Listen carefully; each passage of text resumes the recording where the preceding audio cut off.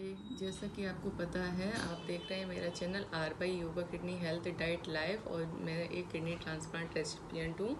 तो इस वीडियो में हम बात करेंगे freshly cooked home food is the best food. ये क्या होता है? जो फ्रेशली कुक्ड होम फूड होता है वो बेस्ट फूड माना जाता है किडनी ट्रांसप्लांट पेशेंट के लिए या लिवर ट्रांसप्लांट पेशेंट्स के लिए या अदर ट्रांसप्लांट पेशेंट्स के लिए बेस्ट फूड माना जाता है। अब फ्रेशली कुक्ड होम फूड होता क्या है कि जो ऐसा खाना जो हाइजीनिक कंडीशन में बनाया जाता है, जिसको बनाने के लिए प्रॉपर हैंड वॉश किए जाते हैं, सही से हाथ धोएं। जो भी आप वेजिटेबल का यूज कर रहे हैं उनको सही से वॉश करें।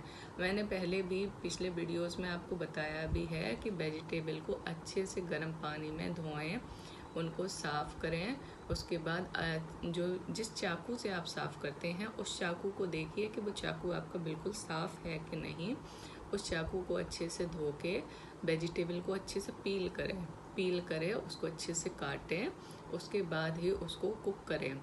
अच्छे से कुक होने के बाद ही वो आप किडनी ट्रांसप्लांट रेसिपिएंट को दीजिए, या किडनी फेलियर पेशेंट है जो, आप उसको दे सकती हैं, या लिवर ट्रांसप्लांट वाला है या लिवर फेलियर है जो, आप उनको दीजिए। तो ये जो फूड होता है वो सबसे बेस्ट माना जाता है, क्योंकि ये हाइजीनिक कंडीशन में बनाया जाता है, आपके घर पे बनाया जाता है, और आप गरम खाने को ही पेशेंट को सर्व करें। ये उनके लिए बेस्ट फूड होता है। स्पेशली तब जब पेशेंट का तुरंत ही ट्रांसप्लांट हुआ हो तो उसको बिल्कुल भी बाहर का खाना ना दीजिए। आप घर पे बनाइए और तुरंत ही गर्म खाना पेशेंट तक पहुंचाइए, और सुनिश्चित करें कि पेशेंट उस गर्म खाने को खा रहा है, तो वो उसके लिए बिल्कुल हाइजीनिक फूड होता है। होता क्या है कि ट्रांसप्लांट होने के बाद में बहुत सारे इन्फेक्शन लगने का डर रहता है। मैंने तो हाल ही में देखा हुआ है कि बहुत सारे मेरे किडनी ट्रांसप्लांट जो भाई बहन हैं उन सबको बहुत लॉट ऑफ इन्फेक्शंस लगे हुए हैं। अरे भाई, ऐसा क्यों हो रहा है? मैंने एक वीडियो में देखा है कि एक मैम है, तो उनका मुझे तो मतलब मैं तो काफ़ी शॉक हो गई देख के कि उनको काफ़ी इन्फेक्शंस हो गए हैं और अभी वो हॉस्पिटलाइज हो गई हैं।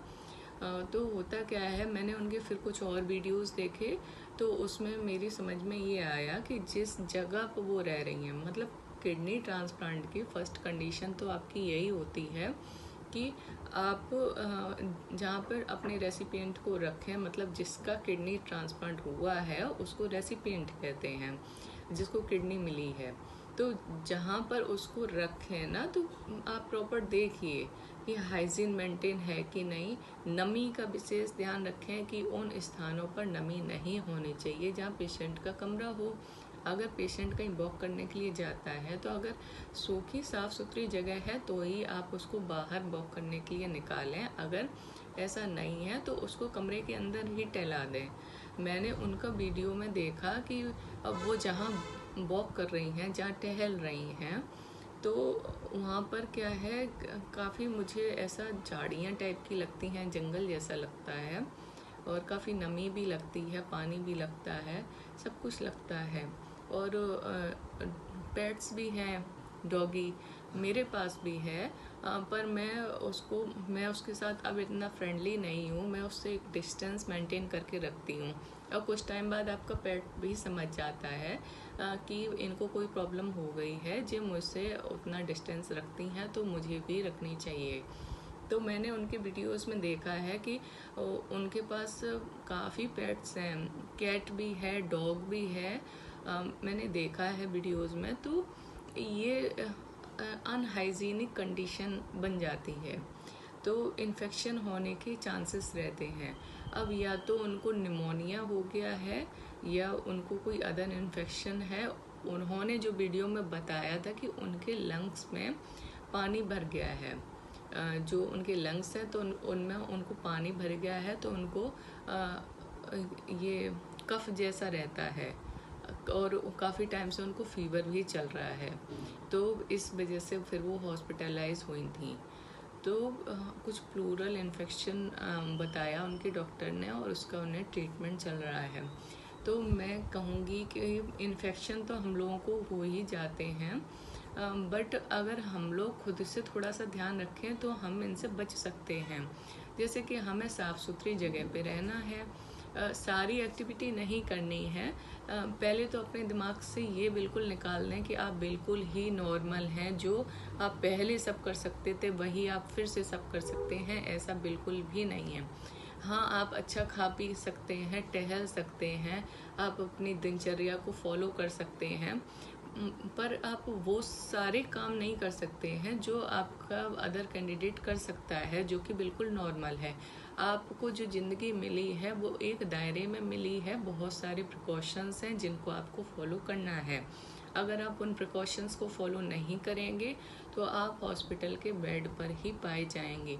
मैं आपका क्या कहूँ, मैं अपना भी कहूँगी कि अगर मैं प्रिकॉशन फॉलो नहीं करूँगी तो मैं भी हॉस्पिटलाइज हो जाऊंगी, क्योंकि हमारा इम्यूनिटी बहुत वीक किया जाता है जिससे कि हमारी किडनी वर्क कर सके।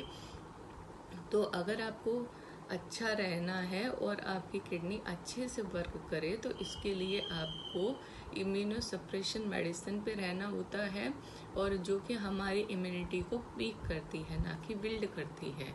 अगर हमारी इम्यूनिटी ही वीक है तो ऐसे प्लेसेस जहाँ पे प्रॉपर हाइजीन मेंटेन नहीं होता है, और प्रॉपर हाइजीन मेंटेन नहीं होता है और नमी रहती है, तो आपको लॉट ऑफ इन्फेक्शंस हो सकते हैं और आप फिर से हॉस्पिटलाइज हो सकते हैं, फिर से डायलिसिस की कंडीशन पे जा सकते हैं।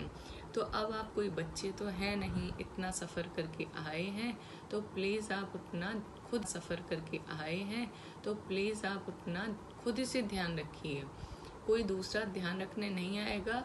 आपके अटेंडेंट को हमेशा तो याद नहीं रहेगा, वो हमेशा आपको सिखा पढ़ा या रोक टोक नहीं कर सकता है।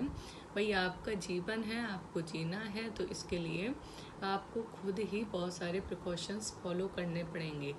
अगर आपको डायरिया होता है, लूज मोशंस होते हैं, डायरिया होता है, अदर कोई इन्फेक्शन से, जैसे लंग्स में बहुत जल्दी इन्फेक्शन होता है, आपको बहुत जल्दी निमोनिया हो जाता है और फीवर आने की कंडीशंस और ऐसे लॉट ऑफ इन्फेक्शंस होते हैं, अगर आपकी बॉडी में लगते हैं या बार बार होते हैं, फिर आप बार बार ठीक करते हैं मेडिसिन से, फिर बार बार होते हैं, तो ऐसी कंडीशन में आप अपनी किडनी को ख़राब कर रहे हैं। किडनी ख़राब होने के चांसेस बहुत ज़्यादा हो जाते हैं, क्योंकि वो आपकी नेचुरल किडनी नहीं है, वो आपको किडनी डोनेट की गई है, वो किसी अदर की किडनी है, वो आपकी बॉडी में फंक्शन कर रही है। तो आपने चाहिए कि आप उस किडनी को अच्छे से रखें, प्यार से रखें और सारे प्रिकॉशंस को फॉलो करें, जिससे कि आपको अदर कोई इन्फेक्शंस ना लग पाए। आप प्रॉपर घर का बना हुआ फ्रेशली कुक्ड फूड खाएं, जो कि आपके लिए बेस्ट है। आपको बाहर का खाना बिल्कुल भी नहीं खाना है। प्लीज़ आप बाहर के खाने को बिल्कुल ही अवॉइड कीजिए अगर आपको लगता है कि आपको ठीक रहना है।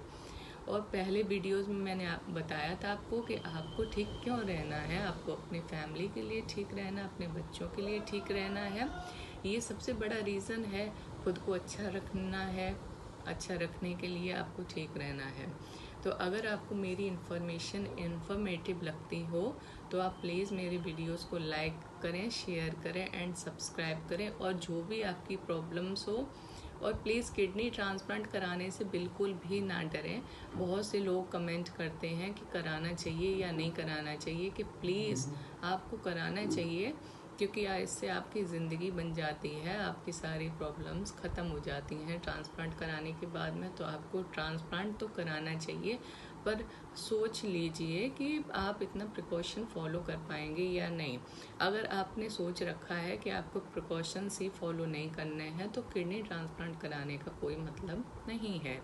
तो आपको किडनी ट्रांसप्लांट करा लेना चाहिए और बहुत सारे प्रिकॉशंस हैं उनको फॉलो करना चाहिए, जैसे कि फ्रेशली कुक्ड फूड लेना है और घर का बना ही खाना खाना है, बाहर का खाना नहीं खाना है, हाइजीन मेंटेन रखनी है, हाथ धोते रहना है, प्रॉपर हैंड सैनिटाइज करना है, कहीं क्राउडी प्लेसेस पे जाएंगे तो मास्क लगाना है, और सोशल गैदरिंग नहीं करनी है। अगर आपके किडनी ट्रांसप्लांट को 1 साल 2 साल हो जाते हैं तो आप सोशल गैदरिंग कर सकते हैं, बट फिर भी मास्क वेयर करना है।